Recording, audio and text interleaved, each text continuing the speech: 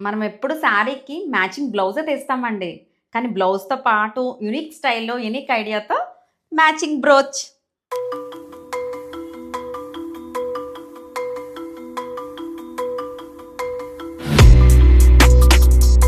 మనకి ఒక క్లయింట్ చెన్నై నుంచి ఒక శారీ పిక్ పంపించారండి. Only pick.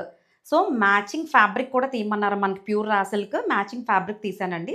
దానికి ఎలా డిజైన్ చేశానంటే శారీలో మొత్తం మోటివ్స్, ఎలిఫెంట్స్, నెక్స్ట్ పీకాక్స్ వచ్చినియి.